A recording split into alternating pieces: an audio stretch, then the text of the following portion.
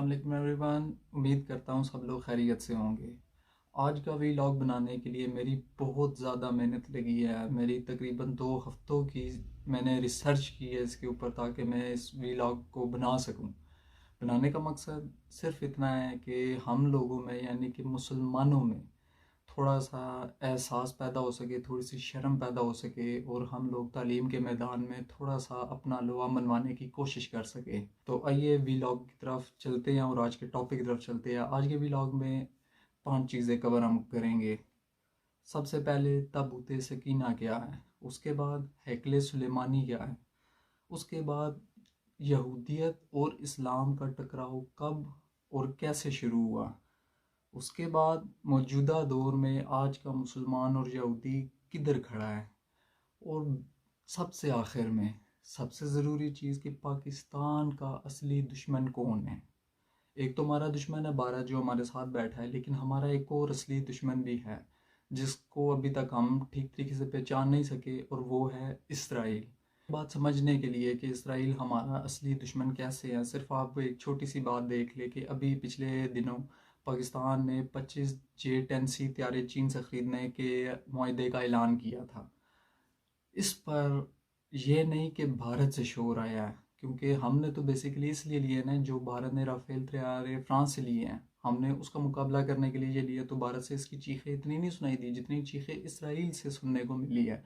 और वो इसके ऊपर क्या कहते हैं वो मैं आपको इधर से ख़बर पढ़ के बताता हूँ। हैरेट्स की है, जो कि एक इसराइली अखबार है। वो इस खबर को किस तरीके से बयान करते हैं मैं आपको उसका उर्दू करके भी बताता हूँ, लेकिन मैं आपको हेडलाइन बता देता हूँ कि Pakistan purchases Chinese jets based on scrap Israeli Lavi fighter. यानी कि वो कह रही है कि ये स्क्रैप टेक्नोलॉजी है एक तरीके की, जो इसराइल ने जिस चीज़ को कबाड़ की रद्दी में फेंक दिया था, जो हम खुद तैयारे बनाना चाहते थे, फिर हमने उसके ऊपर काम नहीं किया, हमने उसको रद्दी की टोकरी में फेंक दिया। ये उस टेक्नोलॉजी पे बेस करते तैयारे है जो पाकिस्तान ले रहा है। कहने का क्या मकसद है, चीखें कहाँ से सुनाई आपको दे रही है, इसराइल से। लेकिन बात इधर आके ख़त्म नहीं हुई है। अब मैं आपको बताने जा रहा हूँ कि पाकिस्तान का इसराइल असली दुश्मन किस तरीके से है। वो इसी डेवलपमेंट के चंद दिनों बाद एक ख़बर स्विट्ज़रलैंड की अखबार में आती है, जिसको मैं TRT वर्ल्ड से उठा के आपको दे रहा हूँ, क्योंकि स्विट्ज़रलैंड की जो इंग्लिश है वो बड़ी अजीब किस्म की होती है। इनकी ये सामने लिखी, मेरे से तो नाम भी नहीं पढ़ने हो रहा है इनकी अखबार का, कोई नुक्ते वगैरह डाल के इनकी इंग्लिश है। तो मैं आपको TRT वर्ल्ड से ये इनकी खबर पढ़ के बता रहा हूँ कि according to a Switzerland based newspaper, वो ये बताते हैं कि आज से 40 साल पहले जब पाकिस्तान अपने एटमी प्रोग्राम पे काम कर रहा था 1980 की दिहाई में, उस वक्त स्विट्ज़रलैंड और जर्मन की जो कंपनीज पाकिस्तान के न्यूक्लियर प्रोग्राम में इसकी मदद कर रही थी, उनके ऊपर जो बम हमले हुए थे उसमें इसराइल इन्वॉल्व था। भारत नहीं था, इसराइल ने वो कराए थे। तो आपको ये समझ लग रही है कि पाकिस्तान का असली दुश्मन कौन है। ये बात ज़रूर जहन में रखे, क्योंकि जो कौमें अपने दुश्मनों की पहचान नहीं करती, तबाही और जवाल उनका मुकद्दर बन जाती है। लेकिन अब बात ये है कि क्या ये मामला इतना ही सिंपल सा जो नज़र आ रहा है? नहीं, ये मामला दो मुल्कों के दरमियान का नहीं है, ये पाकिस्तान इसराइल का नहीं है, ये यहूदियत और इस्लाम के टकराव का मसला है। ये मसला किस तरह शुरू हुआ, कब शुरू हुआ, इसके लिए हमें थोड़ा तारीख़ में जाना पड़ेगा, यहूदियत की भी और इस्लाम की भी। तो आइए हम उस तरफ चलते हैं और शुरू करते हैं कि ताबूत सकीना क्या है। ताबूत सकीना रवायात के मुताबिक बेसिकली हज़रत आदम अलैहिस्सलाम के पास जन्नत से भेजा गया था, और नस्ल दर नस्ल पैगम्बरों से होता होता ये हज़रत मूसा अलैहिस्सलाम के पास आया। इसके अंदर हज़रत मूसा अलैहिस्सलाम का असा और मनोसलवा और दूसरे पैगम्बरों की यादाश्तें कहते हैं महफूज थी। यहूदी जंगों के दौरान अपने काफ़िलों के आगे आगे इस ताबूत सकीना को भी साथ लेके जाया करते थे, ताकि वो इसकी बरकत से जंगों को जीत सके। यहूदियों के पास ताबूत सकीना तो मौजूद था, लेकिन उनके पास कोई टेम्पल, कोई हैकल मौजूद नहीं था। वो खाना बदोशों की सी ज़िंदगी गुजारते थे, और उनका हैकल, उनका टेम्पल, उनका माबद एक खैमा सा हुआ करता था, जिसके अंदर ताबूत सकीना रखा गया था, और वो उसकी तरफ मुंह करके अपनी इबादत करते थे। हज़रत दाऊद अलैहिस्सलाम को जब अल्लाह ताला ने बादशाहत से नवाजा, तो उन्होंने अपने लिए बाकायदा एक महल की तामीर करवाई। रवायात के मुताबिक हज़रत दाऊद अलैहिस्सलाम को ये ख्याल आया कि मैंने अपने लिए तो एक महल की तामीर करवा लिया और मैं एक महल के अंदर रहता हूँ, लेकिन खुदावंद का माबद एक खैमे के अंदर पड़ा हुआ है। तो उन्होंने ये फैसला किया कि इसके लिए एक हैकल की तामीर करवाई जाए। लेकिन माहिरीन ने उनको ये बताया कि आपके दौरे हुकूमत में ये चीज़ मुमकिन नहीं है, इसलिए आप अपने बेटे हज़रत सुलेमान के ज़िम्मे ये ज़िम्मेदारी सौंपे। हज़रत सुलेमान अलैहिस्सलाम ने अपने दौर में अल्लाह ताला के हुक्म से एक टेम्पल की तामीर करवाई जिसको हैकल सुलेमानी कहते हैं। इससे पहले यहूदियों के पास कोई भी हैकल या कोई भी टेम्पल नहीं था कि जिसके अंदर वो अपनी इबादत कर सकते, और इस टेम्पल ही को टेम्पल ऑफ सुलेमान कहते हैं। इस हैकल सुलेमानी की तामीर के बाद ताबूत सकीना को इस टेम्पल ऑफ सुलेमान में ला के रख दिया गया और यहूदी अपनी इबादत उधर ही करते थे। वक्त गुजरता गया लेकिन ये कौम अपनी नाफरमानियों से बाज नहीं आई और 586 कबले मसीह में बख्त नज़र ने इनके ऊपर हमला कर दिया। इस हमले के दौरान बख्त नज़र ने इनकी ईंट से ईंट बजा के रख दी और 6 लाख यहूदियों का कत्लेआम किया, जिसमें से 2 लाख को वो कैदी बनाकर एक शहर ले गया जिसका नाम उसने तिल अबीब रखा। उधर इनको खैमों में कैद करके रखा गया था। और आपको पता होगा कि जब भी आप इसराइल का नाम सुनते हैं तो तिल अबीब एक शहर का नाम आपको सुनने को मिलता है। तो यहूदी आज भी उस चीज़ को नहीं भूले। 586 कबले मसीह में बख्त नज़र ने हमला करके उस वक्त पहले टेम्पल ऑफ सुलेमान हैकल सुलेमानी को तबाह कर दिया। बख्त नसर ने अपने हमले के दौरान न सिर्फ हैकल सुलेमानी को तबाह किया बल्कि उसमें से ताबूत सकीना को निकाल कर उसकी शदीद बेरुमती की और उसको कहीं फेंक दिया। वो दिन और आज का दिन यहूदी ताबूत सकीना की तलाश में दर बदर फेरे और पूरी दुनिया को खोद देना चाहते हैं सिर्फ उसकी तलाश में, उसको ढूंढ निकालने के लिए। लेकिन इस्लामिक स्कॉलर्स के मुताबिक उसका एक मुकद्दस मकाम होने की वजह से अल्लाह ताला ने उसको कहीं किसी महफूज मकाम पर मुंतकिल कर दिया है और वो क़यामत तक शायद अब कभी भी दोबारा ना मिल सके। बाद में दोबारा जब ये इधर आकर आबाद हुए तो दूसरी बार जब इन्होंने अपना हैकल सुलेमानी टेम्पल ऑफ सुलेमान को तामीर कर लिया तो फिर इनकी जो दूसरी बार दुर्गत बनाई थी वो टाइटस ने बनाई थी, जो कि एक रोमन जनरल था। उसने बख्त नज़र से भी ज़्यादा इनका कत्लेआम किया, इतना कि कहते हैं कि सारी गलियां कूचे खून से भर दिए गए थे, खून से रंगने हो गए थे। उसने इतना इनको मारा था और फिर से उसने हैकल सुलेमानी को मुकम्मल तौर पर तबाह करके रख दिया था। दोनों बार यहूदी जलीलो रुस्वा हुए और उसके बाद से दर बदर फिरते रहे। 2000 साल तक इनको अपनी कोई सरजमीन नहीं मिली। बख्त नसर और टाइटस के हमला आवर होने के बाद और दोनों बार अपने हैकल सुलेमानी की तबाही के बाद यहूदी 2000 साल तक दर बदर फिरते रहे और अब जब जाकर उनको मगरिब और अमेरिका की सरपरस्ती हासिल हुई है तो वो अपने तीसरे टेम्पल ऑफ सुलेमान को बनाना चाहते हैं। लेकिन मसला उनके टेम्पल बनाने में नहीं है, मसला ये है कि वो मस्जिद अक्सा को गिरा कर उसकी जगह इसकी तामीर करना चाहते हैं जहाँ पर मेराज पर जाने से पहले नबी पाक ने तमाम अम्बिया की इमामत की थी। इसलिए पूरी मुस्लिम दुनिया के लिए ये एक मुकद्दस मकाम होने का दर्जा रखता है और इसके साथ साथ हमारा वो किबला अव्वल भी है। तो मुसलमान किसी सूरत इस बात की इजाज़त नहीं देने को तैयार, इसलिए अरब और इसराइल की लड़ाई है। और क्योंकि अरब तो उसके मुकाबले में कुछ नहीं है, 3 बार लड़ाई हुई है, 3 बार उसको मारा, तो अरब उनको अपने लिए ख़तरा नहीं समझता, लेकिन वो ख़तरा समझता है पाकिस्तान को। और इंशाअल्लाह फ़ौज पाकिस्तान कभी भी इसराइल को अपने इस नापाक मकसद में कामयाब नहीं होने देगी। अब इसके बाद इस चीज़ का कनेक्शन जोड़ते हैं कि इस्लाम का और यहूदियत का टकराव कैसे हुआ। जब टाइटस ने यानी कि इस रोमन जनरल ने हमला किया और इनको मार के इनका हैकल को तबाह बर्बाद कर दिया और इनको अपनी ज़मीन से निकाल फेंका, तो कुछ यहूदियों के गिरोह अरब ममालिक में जाकर आबाद हो गए, ख़ुसूसन उस जगह पर जहाँ पर नबी पाक सल्लल्लाहु अलैहि वसल्लम की विलादत होनी थी। ये लोग मदीना और आसपास के इलाकों में आकर यहूदियों के कुछ गिरोह आबाद पहले से हो चुके थे। जब नबी पाक सल्लल्लाहु अलैहि वसल्लम का ज़हूर हुआ और उन्होंने मदीना हिजरत की तो उस वक्त 4 यहूदियों के बड़े गिरोह मदीना में रहते थे। नबी पाक सल्लल्लाहु अलैहि वसल्लम ने उनके साथ एक मिसाक मदीना का मुआहिदा किया जिसके तहत एक शिक ये थी कि कोई भी जब बाहर से हमलावर मदीना के ऊपर होगा तो मुसलमान यहूदी सब मिलकर उसका दिफा करेंगे। और इसी मसाके मदीना को कई सदियों बाद अक़वाम मुत्तहिदा के इंसानी हकूक़ के आलमी मंशूर की बुनियाद भी बनाया गया। लेकिन जिस वक्त ग़ज़वा बदर सर पर आन खड़ा हुआ और उस वक्त तादाद काफिरों की बहुत ज़्यादा थी, तो ऐन मौके पर जंग से पहले पहले यहूदियों ने मुसलमानों को छोड़ दिया अकेला।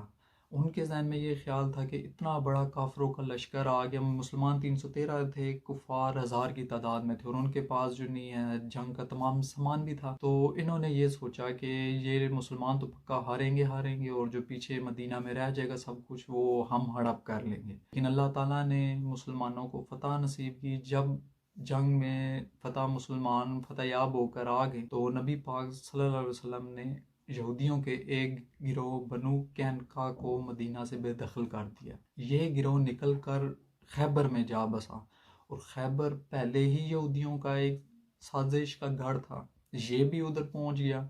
अब इन्होंने मिल के स्पॉन्सर करना शुरू कर, जिस तरह इसराइल अभी नहीं IS वगैरह को स्पॉन्सर करता, इसी तरह उस वक्त उन्होंने जितने भी मुसलमान दुश्मन गिरोह थे उन सबको स्पॉन्सर करना शुरू कर दिया। नबी पाक सल्लल्लाहु अलैहि वसल्लम ने इस चीज़ को भांप लिया कि जब तक इनकी साजिशें ख़त्म नहीं होगी मदीना की रियासत स्टेबलाइज नहीं हो सकती। इसलिए 6 हिजरी में नबी पाक सल्लल्लाहु अलैहि वसल्लम ने रवाना किया मुसलमानों का लश्कर खैबर की तरफ।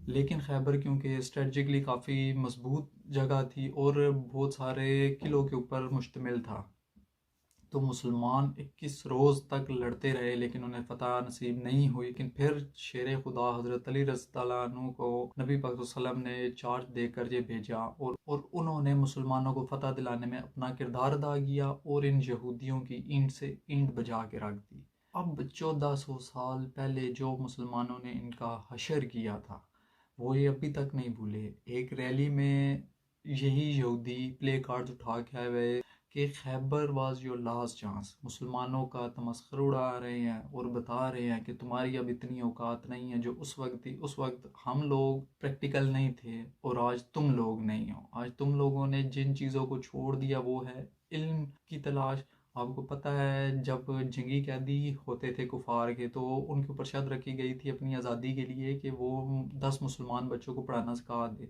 मुसलमानों ने अपना फोकस इनके ऊपर इतना रखा, लेकिन जब इन्होंने छोड़ दिया उसके बाद यहूदी आए, उन्होंने तालीम को अपना लिया। और अब मैं आपको फिर ये बताऊंगा कि आज का यहूदी किधर खड़ा है और आज का मुसलमान किधर खड़ा है। आपको ये पता ही है कि इसराइल का क़याम जो उन्होंने प्रोक्लेमेशन किया था, ऐलान किया था, वो 14 मई 1948 में किया था। कुल मिला के ये 72 साल बनते हैं तकरीबन। लेकिन खैबर में शिकस्त के बाद से ये लोग दर बदर फिरते रहे थे यहूदी। बरतानिया ने 1917 में ऐलान किया था बेल्फोर डिक्लेरेशन के तहत कि वो यहूदियों को एक अपना मुल्क देगा और उसने इनको फ़लस्तीन में लाकर बसाना शुरू कर दिया था। बिल्कुल ऐसे ही जैसे ब्रिटिश ईस्ट इंडिया कंपनी की तरह ये यहूदी फ़लस्तीन गए, वहाँ पर सस्ती सस्ती ज़मीनों को उन्होंने महंगे महंगे दामों में ख़रीदना शुरू कर दिया और फ़लस्तीन के लोगों ने भी बेचना शुरू कर दिया कि इतने कौड़ियों के भाव की चीज़ इतने पैसों में कौन ख़रीदता है भला। लेकिन उनको नहीं समझ लगी कि ये क्या हो रहा है, तो इन्होंने आस्ता आस्ता असला भी जमा करना शुरू कर दिया। और फिर आपको पता है कि इन्होंने वहाँ पर एक नाजायज़ कब्ज़ा करके फ़लस्तीनियों की ज़मीन पर 14 मई 1948 को अपने मुल्क अपनी रियासत के क़याम का ऐलान कर दिया। 2 रियासतें हैं इस पूरी दुनिया में जो सिर्फ दीन की बुनियाद पर कायम हुई हैं, एक पाकिस्तान एक इसराइल। 1400 साल तक ये लोग ग़ज़वा खैबर में मार खाने के बाद से दर बदर फिरते रहे हैं। 14 मई 1948 को जाके इन्होंने उसका क़याम का ऐलान किया अपनी एक रियासत का। पाकिस्तान इसी तरह अपनी एक मुसलसल जद्दोजहद के बाद इस्लाम के नाम पर हासिल होने वाला मुल्क है। शाह वली अल्लाह से लेकर जो जद्दोजहद शुरू हुई 1857 की जंग आज़ादी और फिर कायद-ए-आज़म की लीडरशिप के अंदर 1947 को ये मुल्क बना। अब बात आती है कि इन दोनों ममालिक के दरमियान किस तरह टकराव का आगाज़ हुआ।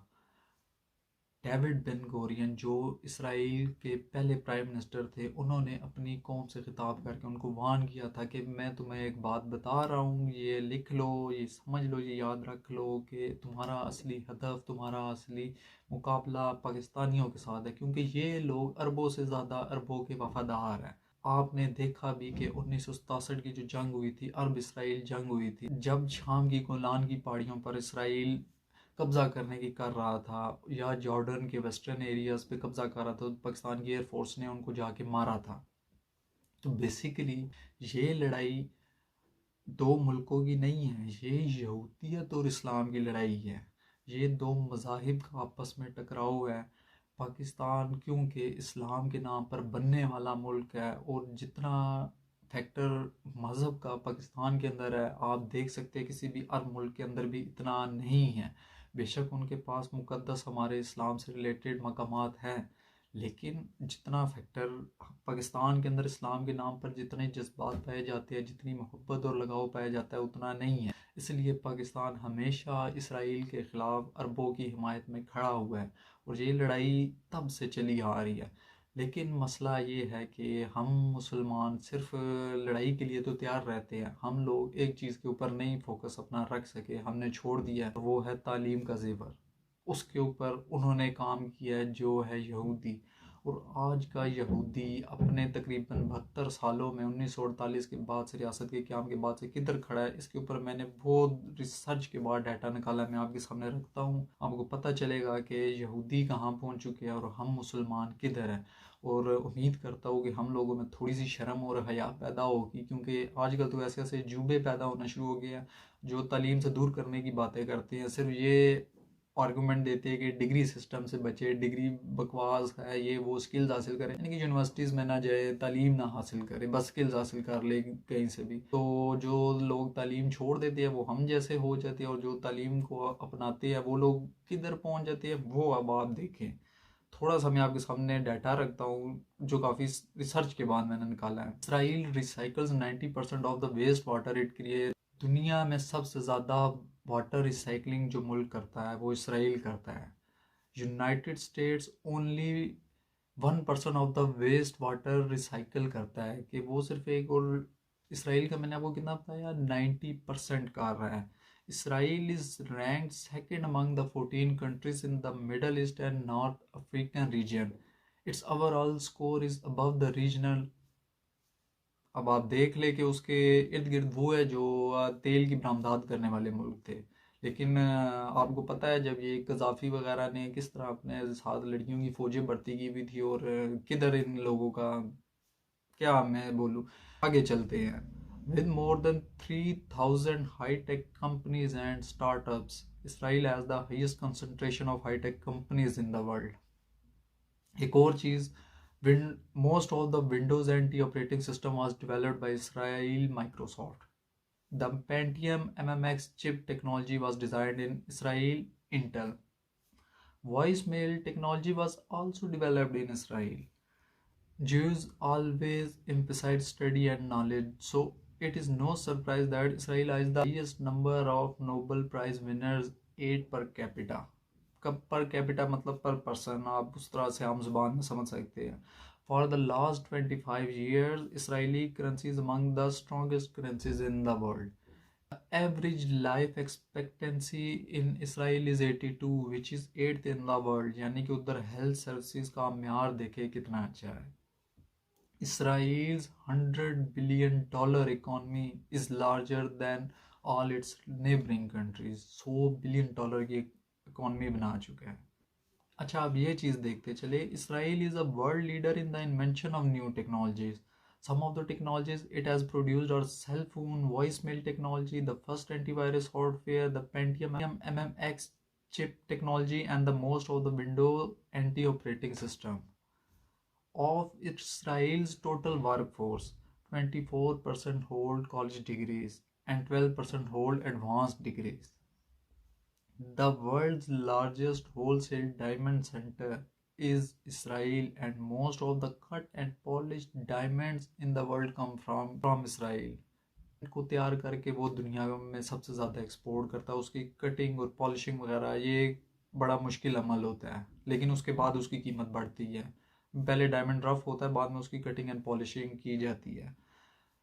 अब एक चीज़ आप गौर करें और देखें और सोचें और समझें और थोड़ी सी शर्म हया करें कि वो कितना दूर का सोचते हैं कि Israeli bank notes have Braille markings on them so the blind people can read them, ताकि नाबीना लोग, उन्होंने नोट्स के ऊपर ऐसा किया हुआ है अमल के जो नाबीना लोग हैं वो उसको हाथ लगा के, जिस तरह उनका एक अमल होता है किसी भी चीज़ को पढ़ने का, वो उनके नोट्स को हाथ लगा के पहचान सकते हैं। वो उन्होंने ना बिना अफराद के लिए इतनी सहूलत पैदा की, इतने दूर का वो लोग सोचते हैं। और हम मुसलमान अपने मुसलमान भाइयों के तो ज़मीनों पे डाके मारते हैं, आ रहे दिन खबर आ रही होती है कि चचा, भाई, ताया, माँ बाप वगैरह तक को इवन लोग कत्ल कर देते हैं ज़मीन के तनाज़े पे।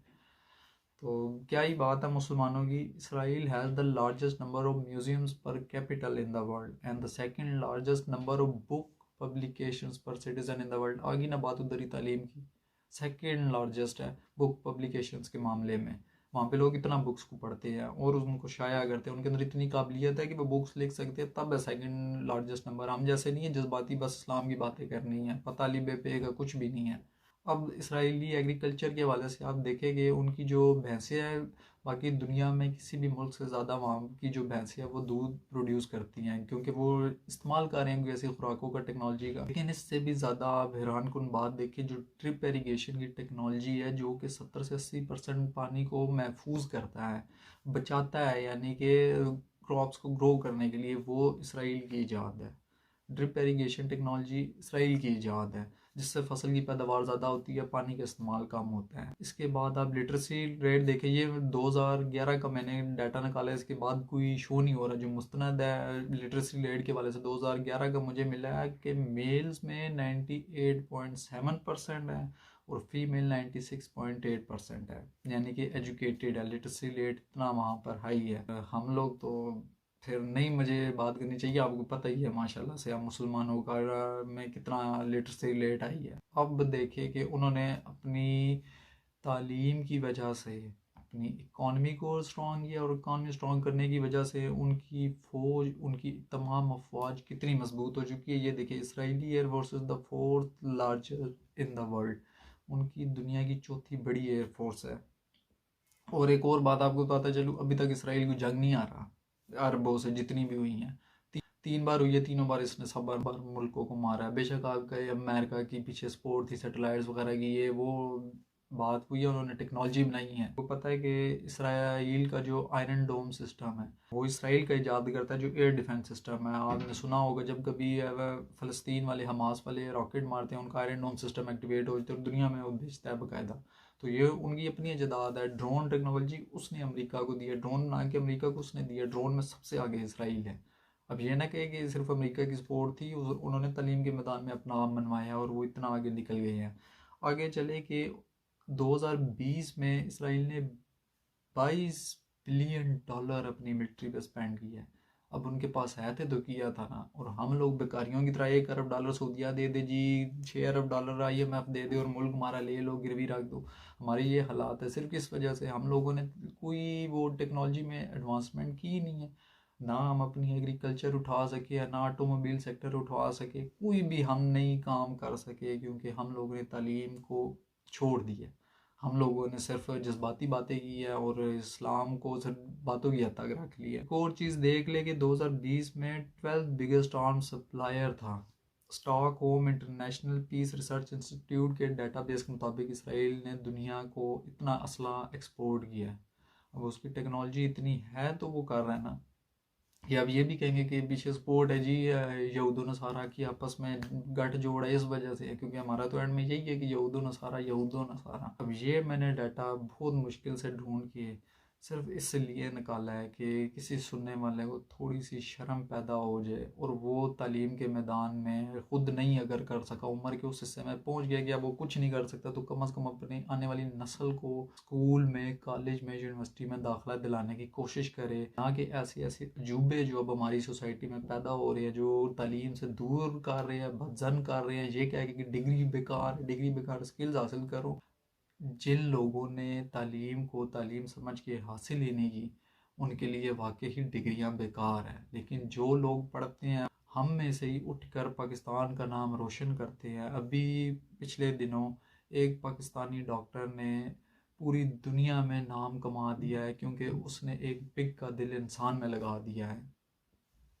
अब वो भी तो डिग्री होल्डर ही है, उसने मेडिकल की ली है, लेकिन क्या उसने डिग्री समझ के नहीं इल्म हासिल किया, उसने वाकई ही पढ़ा है। पढ़ने के बाद उसको जब लगा कि मेरे मेयार की इस मुल्क में नहीं है जॉब है, वो बाहर चला गया, लेकिन बाहर जाके दुनिया में उसने नाम रोशन कर दिया है। तो खुदारा थोड़ा सा शर्म कर ले, एहसास कर ले कि 100 साल के अंदर अंदर बेलफुड डिक्लेरेशन को अगर मैं देखा जाऊँ तो मैं 100 साल काउंट कर रहा हूँ, वरना 72 साल बनते अगर इसराइल के क़याम से सिर्फ बात की जाए। तो इन यहूदियों ने अपने आप को किधर कर लिया, और हम 1400 साल से हमारे पास मुसलमान रियासतें आ रही, तकरीबन 57 रियासतें तो OIC के अंदर है, सिर्फ जो ऑयल एक्सपोर्टिंग कंट्रीज़ है। तो बाकी टोटल मुसलमान मुल्कों को डाला तो पता नहीं कितना बन जाता है, और हम सब मिल के भी क्या कर रहे हैं। तो मेरी आप लोगों से रिक्वेस्ट है, थोड़ा सा तालीम के ऊपर फोकस करें। कुरान पाक में भी अल्लाह ताला का फरमान है कि मैंने इल्म की बुनियाद पर कौमों को दूसरी कौमों पे बरतरी दी है, और इल्म रखने वाले और जाहिल के दरमियान फ़र्क करने के लिए भी अल्लाह ताला ने कुरान पाक में एक मिसाल के तौर पे सवाल किया है कि क्या देखने वाला और ना देखने वाले बराबर हो सकते हैं। तो उम्मीद करता हूँ आप लोगों को ये जो मैंने इतनी मेहनत करके बनाया है वीलॉग, इसके ऊपर थोड़ा सा आप लोगों में एहसास पैदा हुआ होगा। आपके लिए इन्फॉर्मेटिव, जिन्होंने इन्फॉर्मेशन के तौर पे देखना था उनके लिए इन्फॉर्मेटिव होगा, और जो लोग अभी स्टूडेंट्स हैं या देख रहे हैं, वालिदैन हैं, वो कभी देखे तो अपने बच्चों को समझाए कि हमारा मुकाबला असल में किन लोगों के साथ है कि जो अपने नोट्स को भी ऐसा बनाते हैं कि जो नाबीना अफराद के लिए सहूलत का बायस बने, और हम लोग तो अपने बच्चों को बस पैसा पैसा पैसा एक ही चीज़ सिखा रहे हैं। और इसका नतीजा क्या है कि हम उनके ग़ुलाम हैं, और जो हमारे हालात चल रहे हैं, हम आइंदा 100 साल बाद भी इसी जगह पे होंगे जहाँ पे आज हम हैं, यानी कि उनकी ग़ुलामी में ही होंगे। हर चीज़ उनकी बनाई हम इस्तेमाल कर रहे होंगे, और फिर भी गालियाँ उन्हीं को दे रहे होंगे, खुद हमसे सुई तक नहीं बनाने उन्हीं। उम्मीद करता हूँ आप लोगों में थोड़ा सा एहसास पैदा हुआ होगा, आप लोगों को वीलॉग पसंद आया होगा। अपना ख्याल रखें, मुझे अपनी दुआ में याद रखें। अल्लाह हाफ़िज़।